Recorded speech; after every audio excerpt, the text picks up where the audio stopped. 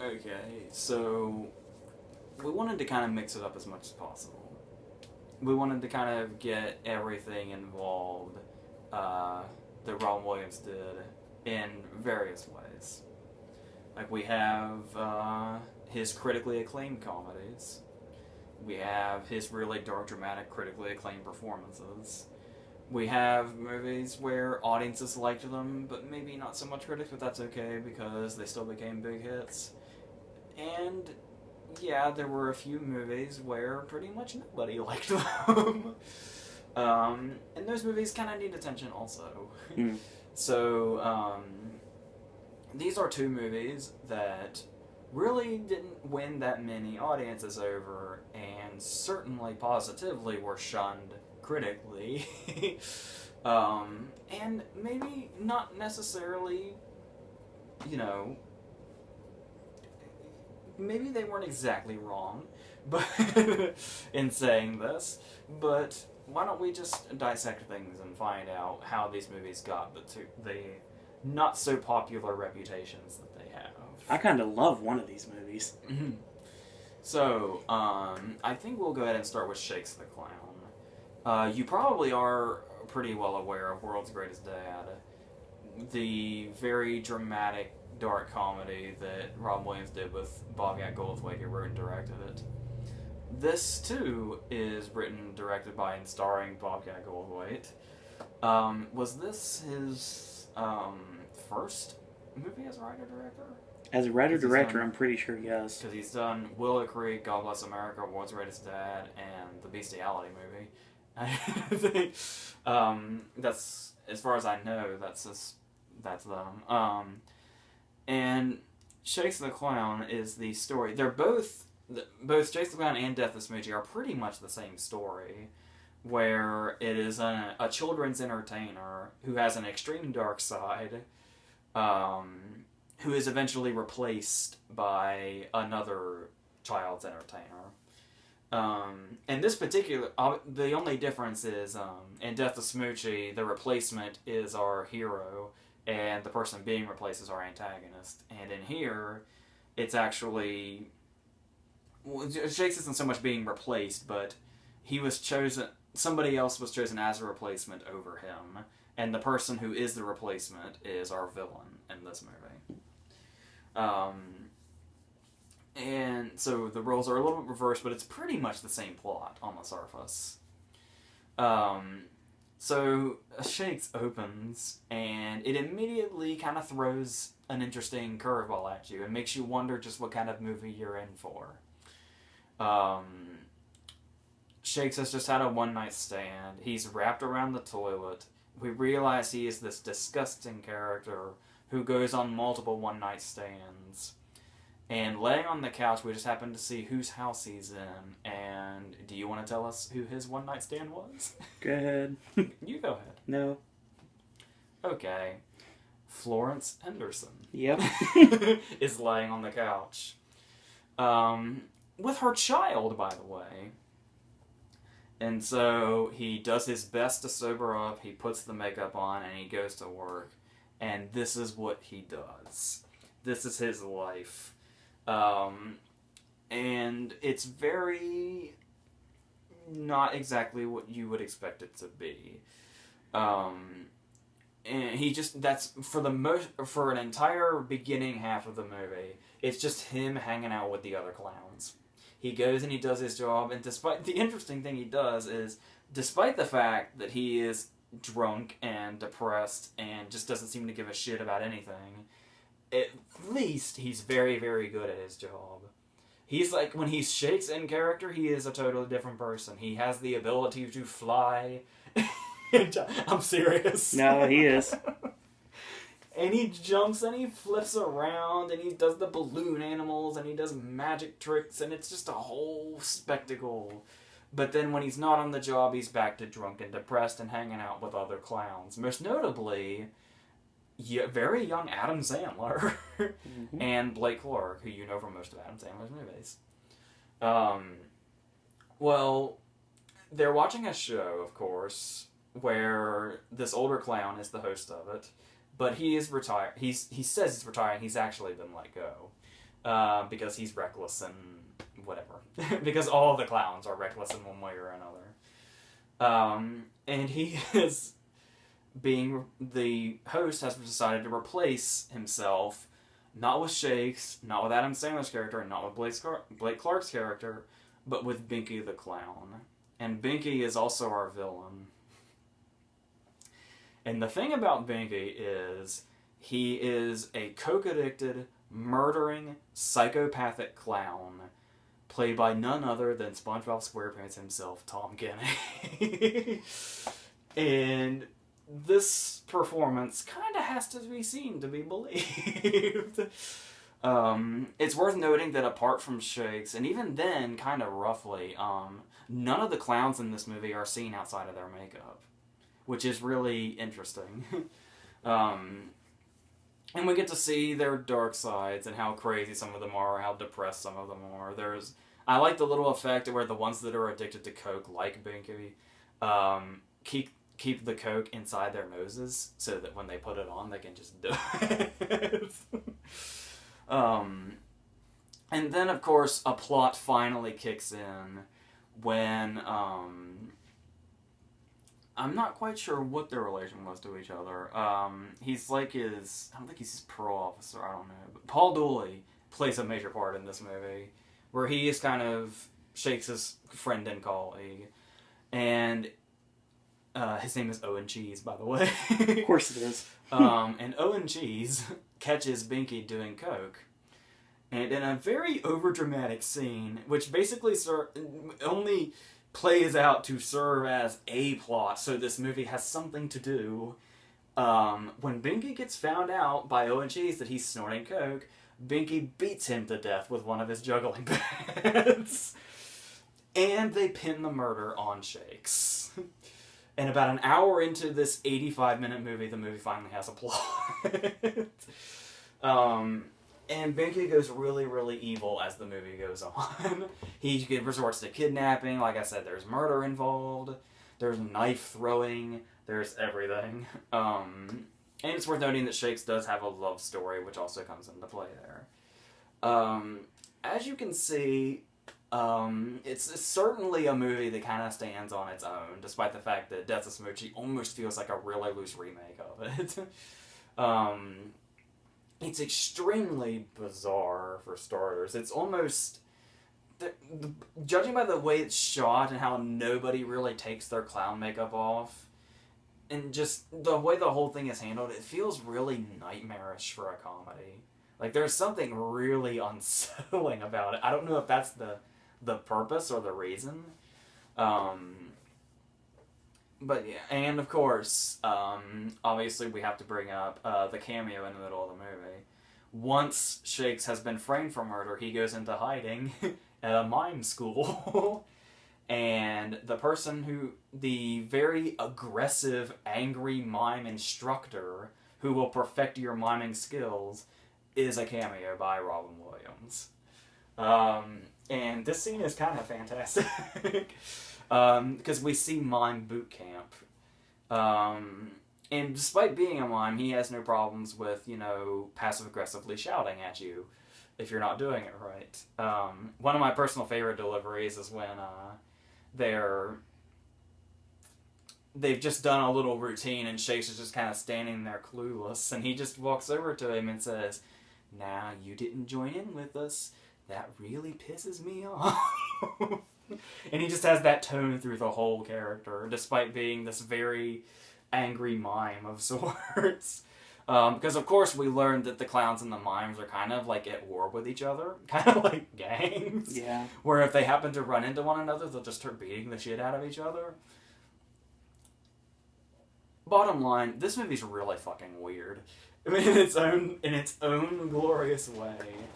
Now, it's worth noting that when Bobcat Goldthwait made this movie, it becomes abundantly clear pretty quickly when you're watching them all together, this is basically his way of kind of representing how he sees the comedy world. With the competition and what people will do to get, farther than the other, and the alcoholism and the depression that comes with it and all the darkness that's lurking underneath it, despite the fact that on the surface it's happy and jovial. And this was basically his whole testament to that. And it was certainly an interesting way to do it. And yeah, and there's this... Okay. Surprisingly, given how successful some of his other movies have been at evoking stuff, I really, really love World's Greatest Dad. I really, really loved Willow Creek.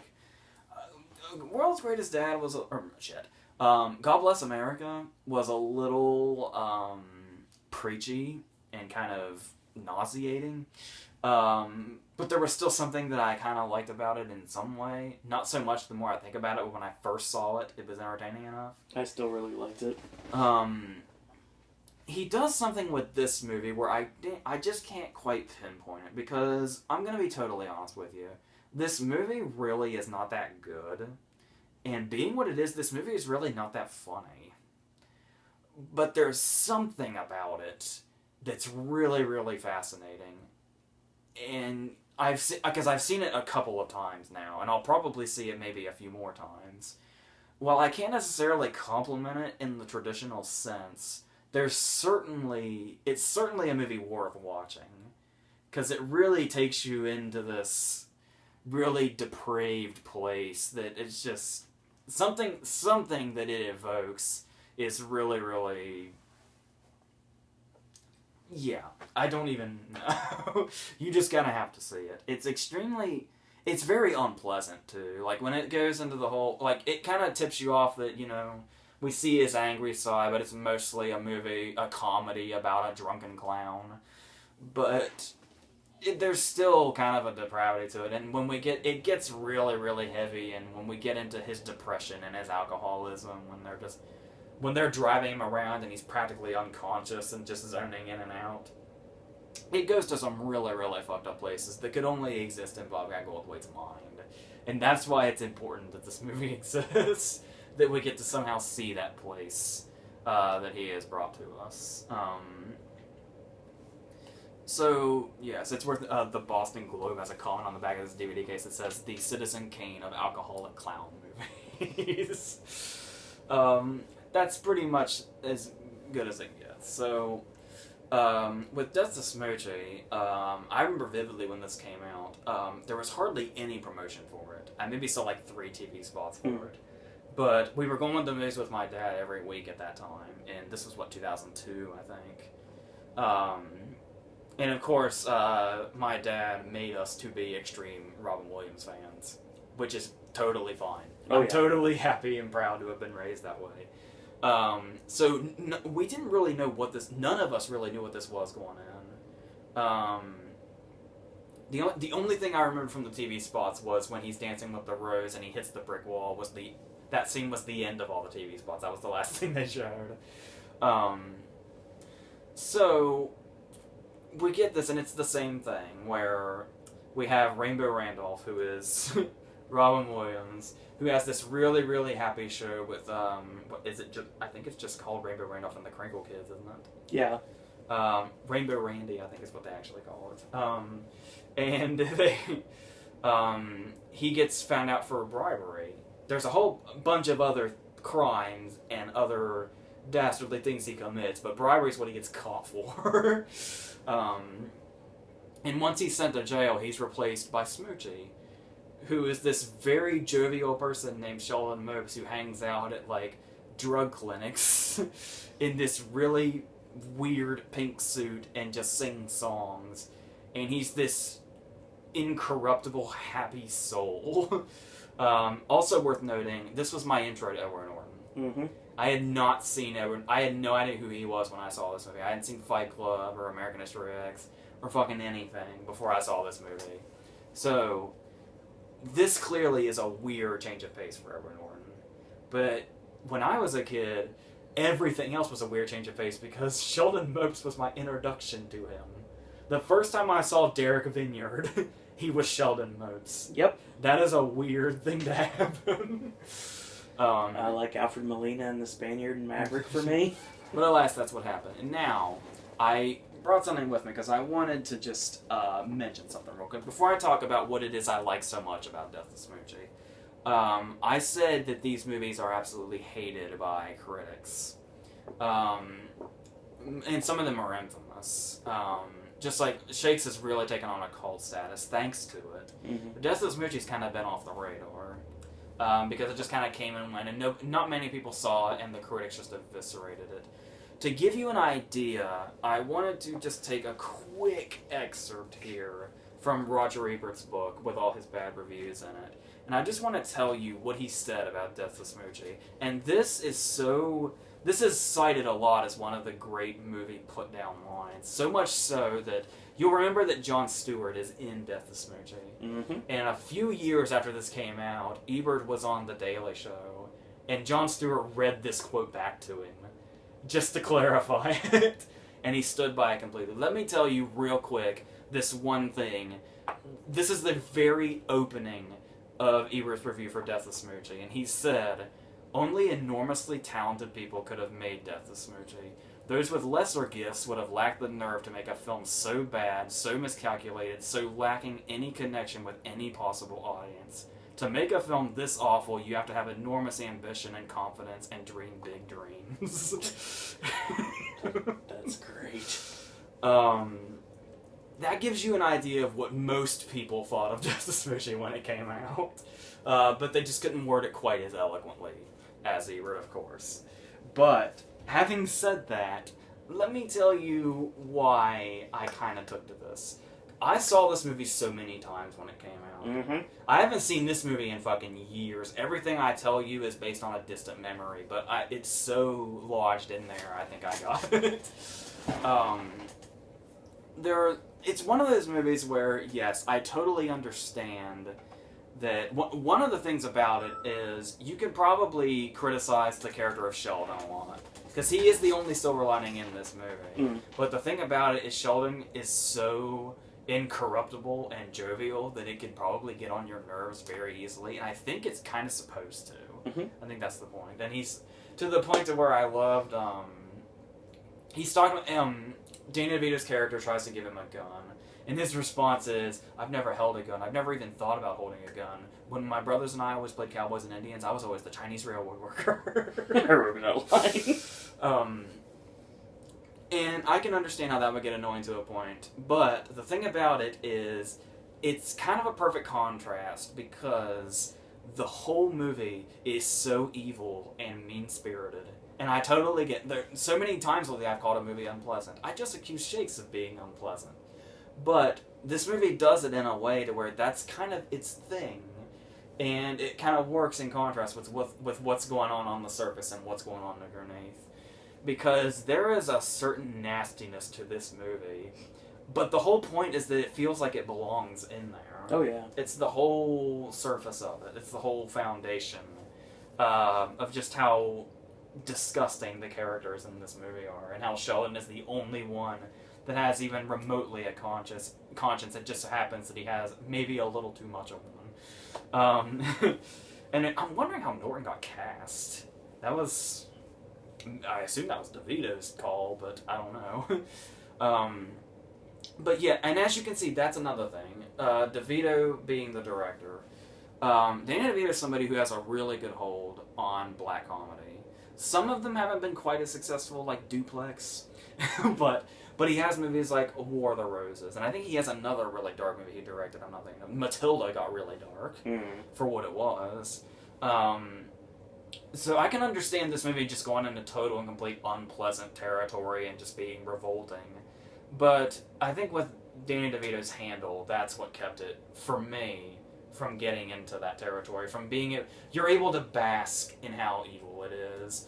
You're not like when a character's doing an evil thing and laughing about it, you're kind of doing that evil laughter with them. You're kind of accompanying them. You kind of get sucked into just how sleazy and disgusting this whole world is. And a lot of that, I think, is due to Williams' performance. This is when he went. This is really, really balls to the wall, Robin Williams, and there's nothing like that. No. Now, it's worth noting, it's certainly an acquired taste. He for real, he actually got a Razzie nomination for this. Mm-hmm. And lost. Yeah, at least. But thankfully. And I can understand why it would be the kind of performance that people wouldn't want. I mean, it's... The Razzies don't mean fucking anything, really. But still, for me, it's the performance is what really, really kind of pulls you in to that, especially when you see the contrast immediately, and that it shows in his performance. Mm. Where the opening scene is him dancing around and singing with the kids, and everything is fantastic. And the very next scene is him in the bar with the Godfather lighting, and he's, foul-mouthed, and, don't tell me how to fucking do my business. I'm Rainbow fucking Rain. He says I'm Rainbow fucking Rain off at least 10 times throughout this movie. And just going into that really, really depraved area, he just really, really brought out what just the bottom of the barrel this movie was reaching in regards to morals and the like. And I thought it portrayed that really well. And a part of that also has to do with the fact that there are quite a few things in this movie that you couldn't get away with today. No. This is the kind of movie where not to say this couldn't happen today, but this is the kind of movie where he tries to get Smoochy off the air, and his first attempt at that is to put dick-shaped cookies into the cookie bag on air for all the children to witness and eat. But then it goes into stuff... it's a rocket ship! There are Nazis in this movie. Yep. There is the character... Okay, this is kind of where people kind of draw the line, or they kind of, get fed up with the movie. But I remember at the time it came out, and from the people that I knew that had seen it, which is a very little group, one of the characters that really stood out for most people was Spinner. Spinner Dunn. Can you imagine the negative headlines this movie would make today in regards to Spinner's character? Oh, yeah. You could not fucking do that character today without being fucking crucified long before the movie even came out. There's no chance. No way. And it's not to say... I'm not saying that it's something clever. I'm not saying that it's a cheap way to get laughs with a character like that. But it's really not something this movie could have gotten away with today. If it was, there would have been a lot of scrutiny. But at least maybe people would be more aware of the movie than they are now, unfortunately. Because, yeah, do you know many people personally that still remember this movie? No. People I haven't talked to in years. But then it gets even more into the sleazy territory when the mob is brought into it. When we have Pam Ferris's character, who was Miss Trunchbull in Matilda, is this Irish mob boss who's up against Harvey Firestein's mob boss, and the whole thing is to get Smoochy to do this ice skating show. That's basically this big cover up for their whole thing. Yeah. And that, it really goes far into that too, with all the way down to Harvey Firestein's decapitation, and them saying they played with the head and stuff like that. This movie goes to some really fucking dark places. But unlike movies like Shakes, where you just kind of watch it in almost disgust, in Death To Smoochy, you kind of... It so pulls you in a way to where you can kind of revel in it with them. It's just... I don't know how they pulled it off, but there's just something about it to where it's a movie where you just... of course, I'm speaking to people who actually liked it, which is not many people. Mm. But the reason people are drawn to it that do actually like it is because they're just able to be pulled into that depraved world and just kind of are able to laugh maniacally with the movie as it goes. Even if you feel guilty afterwards, fine. But while you're actually watching it, you just kind of feel this reveling evil inside of you that's just kind of enjoying the whole despicable everything that you're witnessing. Or maybe I'm just fucked up. I don't know. I don't know. But, it's worth, and one thing I haven't mentioned yet that's really important in this case, the movie's really funny. Oh, yeah, it's really, really funny. Maybe in the darkest ways possible, but it is. Some of the funniest things are Smoochy's songs. Yep. Which, the greatest thing about this that makes them so much funnier if you know the thing about Smoochy's songs, right? Edward Norton fucking wrote them. Oh, that's right, yeah. he either wrote them or he co-wrote them, but he had a lot to say in Yeah. those lyrics. Like, my stepdad's not mean, he's just adjusting. All those songs like that. What was the song in the clinic? Oh God, I was trying to think of it actually. Either way, that shit's really funny.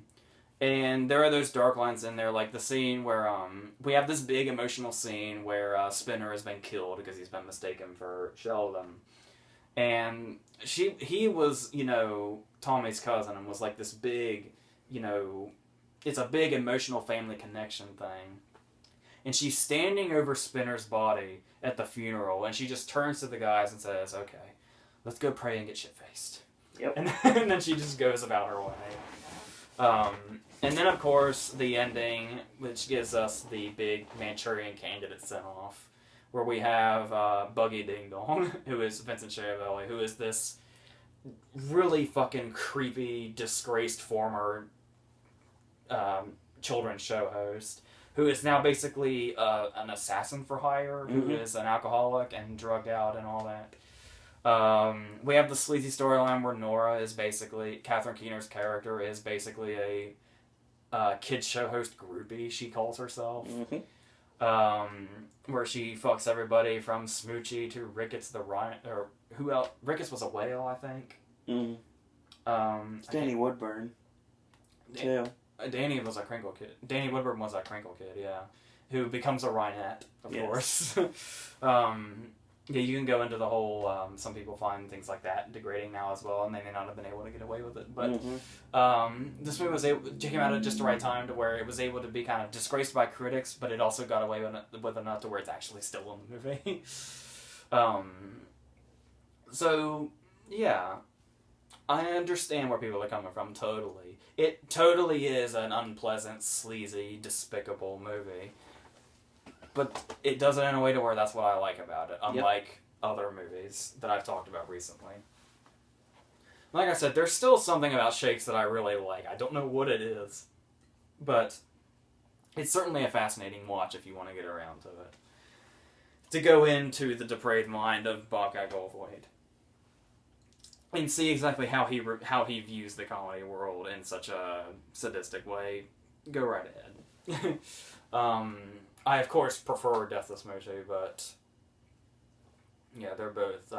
I've definitely have seen Death To Smoochy more times, and I'll probably see it more times than Shakes, but Shakes still definitely has something that's worth checking out, even if you don't like it at all. I would at least look into it just to see how you react to it. Alright, I think we're done here. So ends another edition of Versus, and we are continuing our Robin Williams theme and our tribute for the next 2 months. Next will be a little bit, we'll go somber, really, in essence. Yeah. In some ways, yes. Triumphant and somber.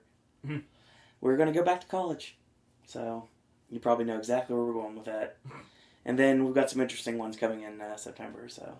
Probably more so the bigger ones that people recognize more. Yeah, agreed. And that being said, I want to thank you guys and girls out there for watching everything on Pop lately and all the content from this past weekend and continue to watch throughout this weekend. That's all we've got for today. AJ, any parting words? That's it.